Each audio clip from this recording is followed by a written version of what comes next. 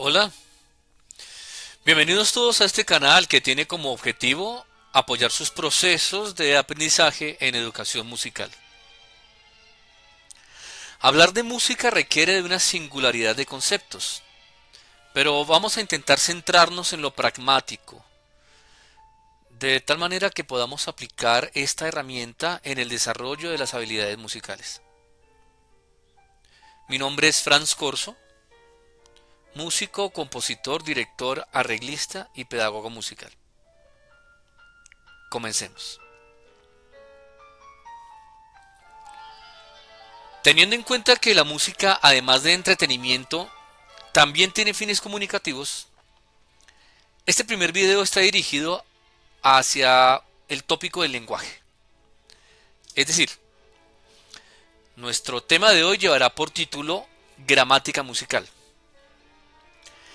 Entendiendo la gramática musical como el estudio de todos los elementos que conforman el lenguaje de la música. Entre otros, las figuras o los símbolos que permiten el ejercicio de la lectoescritura. Estos aparecen ubicados en una partitura y se correlacionan entre sí a partir del pentagrama. En ese orden de ideas, hoy abordaremos un panorama con las figuras y signos que permiten el ejercicio de la lectoescritura. Vamos a tratar de comprender cómo se escribe y cómo se lee la partitura, cómo se aplica para el instrumento y cómo pensaba un compositor. El primer elemento que vamos a tener en cuenta es el pentagrama. Y vamos a definir pentagrama como un conjunto de 5 líneas horizontales y paralelas que sirve como plantilla para escribir los signos que representan el sonido y que permiten su interpretación. Es decir, en otras palabras, permite colocar alturas y duraciones a través de las figuras de duración.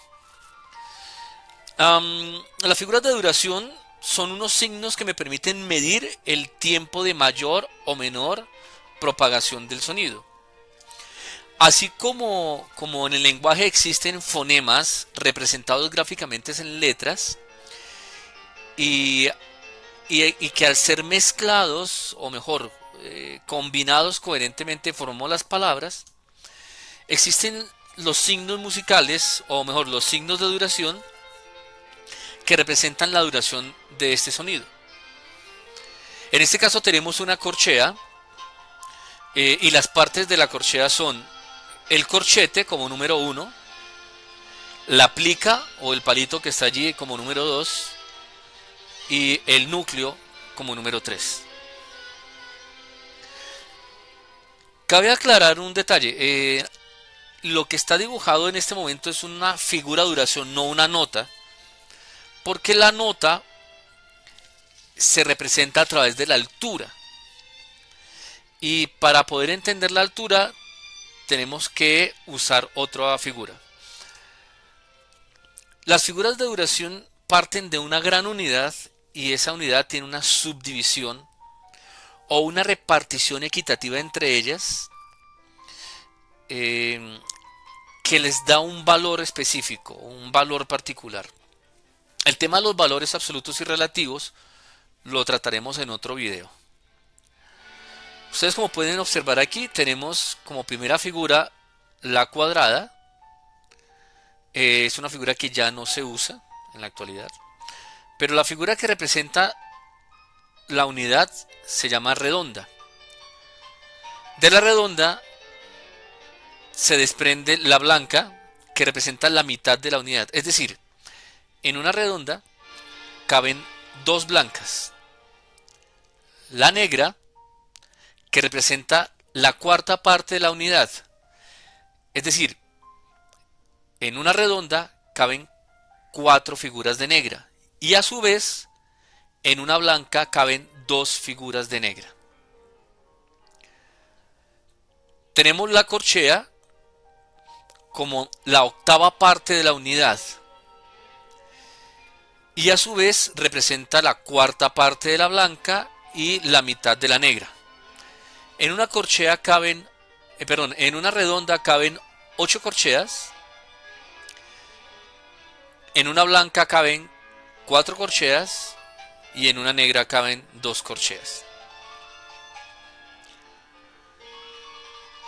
También tenemos la figura denominada semicorchea.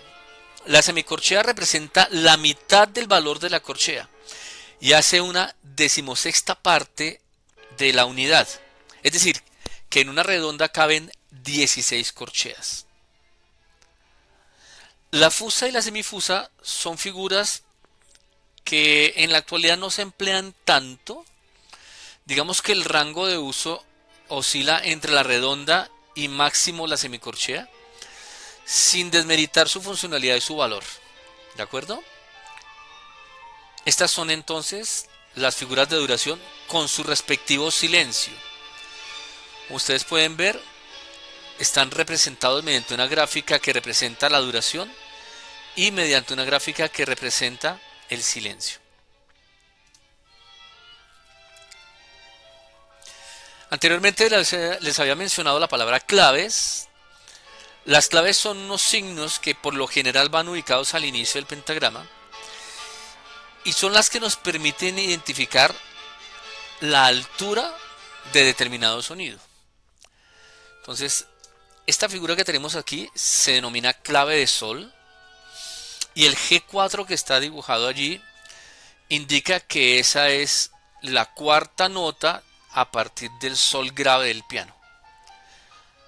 Es decir, hay 4 octavas antes en la ubicación del piano. Esta es la clave de sol y representa los sonidos agudos. Esta es la clave de do, que generalmente se emplea en 2 escrituras.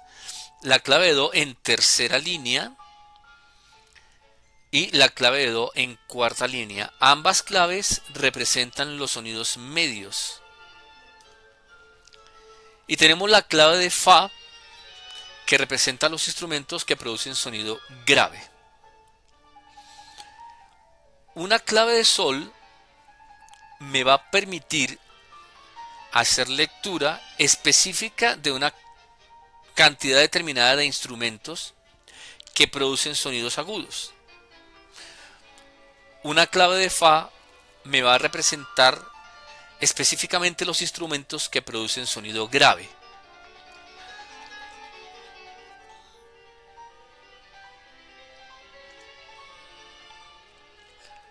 Los indicadores de compás son unos números escritos en forma de fraccionario que representan la cantidad de pulsos que se van a emplear dentro de cada subdivisión que tiene la música. Cuando hablamos, por ejemplo, de 4 cuartos, que se escribe de estas dos maneras, estamos indicando que vamos a usar 4 pulsos en un espacio determinado, donde la figura que representa la unidad es la negra, porque la negra es la cuarta parte de la unidad. Si fuera un cuarto, sería un solo pulso de negra. Si fuera 2 cuartos, serían 2 pulsos de negra. Si son 6 cuartos, representan 6 pulsos de negra. 2 medios implica que usemos 2 pulsos de la figura que representa la unidad, siendo la mitad la blanca. Es decir, 2 sobre 2 significa 2 sobre blanca. 2 cuartos es igual a decir 4 cuartos, salvo que vamos a usar 2 pulsos y no 3, y no 4. 3 cuartos igual. Y 6 octavos indica que usaremos 6 pulsos de la figura de corchea, donde la corchea representará la unidad. Esta es la relación numérica que tenemos en la medida del tiempo. Y de los 3 elementos constitutivos de la música, como el ritmo, la armonía y la melodía, este representa el elemento del ritmo. Las barras de compás son la división exacta de los pulsos dentro de una partitura. Tenemos varios tipos de barra de compás. La barra simple, la barra doble intermedia, que por lo general indica que va a haber un cambio, ya puede ser de instrumentación o de compás o o de escritura. Bueno, generalmente la barra intermedia indica un cambio radical. La barra doble final, que indica por supuesto como el nombre lo menciona, es el final de todo. Y las barras de repetición, cuando necesitamos que una sección vuelva a sonar exactamente igual, se usa la barra de repetición. Tenemos la ligadura, y la ligadura tiene doble funcionalidad. Tenemos una ligadura de prolongación, como es este caso, en el que estamos usando dos figuras del mismo sonido, no necesariamente la misma duración, aquí aplica para la misma duración, pero estamos usando dos notas, y esta ligadura de prolongación hace que aumente el valor de las notas. Es decir, si en este caso la figura vale 4 tiempos, al estar ligada a la siguiente figura que también vale 4 tiempos, la duración de este sonido debe estar en 8 tiempos. Y tenemos las figuras las ligaduras de expresión o de fraseo, que son las que indican un aproximado a cómo debería respirarse en la ejecución de la melodía. Aquí dice que parta de este sonido y cuando llegue a este sonido corte para que parta de este otro y llegue a este otro sonido. Las alteraciones son unos signos que modifican el tono de los sonidos. Referimos a tono a la distancia entre sonidos. Entonces la primera alteración que vemos aquí se llama el sostenido, que lo que hace es cambiar medio tono hacia arriba, es decir, aumenta medio tono el valor de la figura que está alterada. Con el bemol pasa el efecto contrario, se altera medio tono descendentemente de la figura alterada, se le quita medio tono, o sea, su distancia se acorta. El B cuadro es el signo que anula la función de los otros dos. Es decir, si más adelante tú pretendes que esta figura, que este sonido no sea sostenido, pues no emplearás un borrador o algo parecido, sino que usarás el B cuadro, que será el signo que está indicando que este sostenido ya no tiene función, o este bemol. También existen alteraciones más radicales, por ejemplo, el doble bemol, que bajaría un tono entero, ¿sí? Desciende medio tono más medio tono, sería un tono entero. Y el doble sostenido, que aumenta un tono entero también.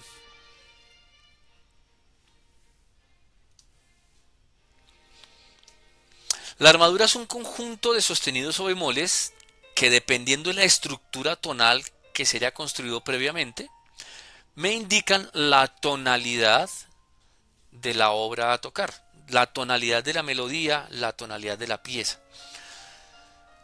La tonalidad se puede resumir como las características en común que tiene alrededor de un centro, de un todo. Por ejemplo, si te han invitado a una fiesta y en la tarjeta dice que tienes que ir de etiqueta, lo recomendable no sería ir en jean, en tenis y con gorra, porque estás en contra de la solicitud o de la indicación que dio la tarjeta. Es decir, tu armadura no corresponde a esa tonalidad. Las tonalidades se dividen en dos: tonalidades mayores y tonalidades menores. Cuando se habla de modos, no se emplean armaduras, sino que se usan alteraciones accidentales que indiquen cuál es la distancia que tiene que modificarse. El calderón es un signo que parece un ojo. Si ustedes lo detallan, parece un ojo. Es un signo que indica que el sonido cambia en su prolongación, o el silencio cambia en su prolongación o en su duración. Sin necesidad de tener una ligadura, este sonido aquí puede permanecer indeterminadamente a gusto del intérprete. Entonces, el calderón indica que cuando esté puesto sobre una nota o sobre un silencio, La extensión, la duración de ese sonido, de ese silencio, es completamente libre y personal.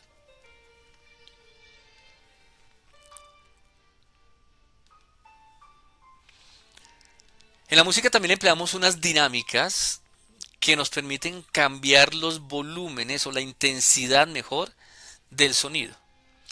Estas se escriben con estos signos y se nombran en italiano. Digamos que por la historia ha sido aceptado general el llamar las dinámicas con nombres italianos. Bueno, hay partituras que también usan las dinámicas con nombres en alemán o en inglés o en español, pero digamos que en el gran general o lo más común es encontrar que las dinámicas alertan a los matices, se usan en italiano. Entonces este triple piano significa muy muy muy muy suave, pianísimo suave, piano suave, mezzopiano suave pero no tanto, mezzoforte más o menos fuerte, forte indica un volumen expresivo un poco eh, que se haga notar, fortísimo, eh, pues la intensidad del volumen va a ser mucho más grande, triple forte por supuesto ya es la emisión del sonido en una forma muy muy muy fuerte. Esto es un esforzando y es indicar que esa nota va a tener un acento particular, una inflexión sonora particular, va a tener una fuerza más súbita o más sin previa preparación. Esto que parece un menor que es un crescendo, significa que el sonido parte de lo piano y va aumentando gradualmente hasta forte.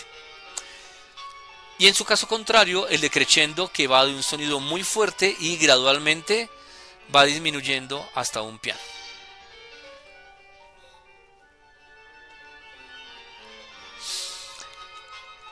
Tenemos unas articulaciones que nos permiten hacer una ejecución del sonido de forma más precisa y con unas características particulares. Por ejemplo, el primer sonido se llama staccato, también se nombran en italiano, es lo común.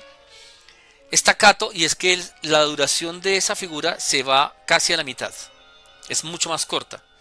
Si el sonido era ta, ta, ta, con el staccato sería ta, ta, ta.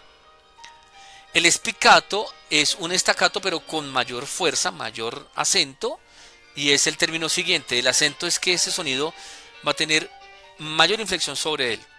Si el sonido dice ta, ta, ta y la segunda tiene un acento, sería ta, ta, ta. El tenuto arrastra un poco la prolongación del sonido. Y el marcato hace un énfasis especial sin necesidad de hacer acento, pero es la mezcla entre el acento y el staccato. El marcato es mucho más énfasis, como una tilde, como una incisión allí. Esas son las articulaciones.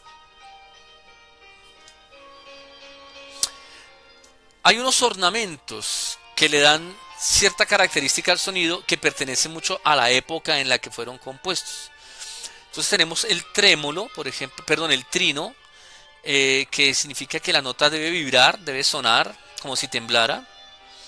Tenemos el mordente, por ejemplo, hay dos tipos de mordente. Esta es otra especie de trémolo que también indica que el sonido se mueve en una dirección y regresa a la misma dirección. La apoyatura, que es un ornamento que significa que la nota chiquitica que está acá debe sonar previamente antes sin afectar la duración de la nota. Esto es la apoyatura. Y la achacatura es esta nótica con mayor énfasis que desborda sobre la nota real. Más adelante vamos a hacer unos videos con mayor precisión y con mayor detalle. Por lo pronto lo importante es hoy identificar todas estas figuras que aparecerían en una partitura. Tenemos signos de repetición para no tener que volver a copiar o a escribir absolutamente toda la idea melódica o todo lo que el compositor ha plasmado. Usamos unos signos que nos permiten abreviar esas repeticiones. Entonces, ya les habíamos mencionado que tenemos la barra de repetición Y este símile significa que el compás que está anteriormente igual debe sonar igual a este y en consecuencia los compases. Se aplica mucho, por ejemplo, para los instrumentos de percusión o los ostinatos o las figuras que se repiten con mucha frecuencia. Las casillas de repetición son un signo que indican que cuando el sonido llega hasta cierto compás, regresa al punto nuevamente donde está el signo de repetición y al volver a la misma zona no produce el compás en mención, sino que pasa a otra casilla. Como les mencioné hace un rato, en otros videos explicaremos con más detalle el asunto. Son signos que indican al comienzo o al signo. DC significa da capo, o sea, al inicio. Y da signo significa al signo, vaya al signo. Hay un signo que sale aquí, es este signo. Si yo necesito que una sección especial, sin ir al comienzo, sino una sola sección se repita, una sola parte en especial, colocamos este signo y luego esta nomenclatura que indica ve a este signo. Y la coda es un final, se caracteriza por ser un final que particularmente ya sonó en alguna otra de las partes previas de la obra. Entonces se coloca y es una indicación de que ya estamos prontos a finalizar, pero que puede contener elementos que ya sonaron anteriormente y que no son nuevos, o también pueden ser nuevos pero no son significativamente amplios ni muy trascendentales, pero dan la sensación de conclusión. Entonces, la coda es un signo que se coloca con la intención de dar la idea de finalizar. Finalizar.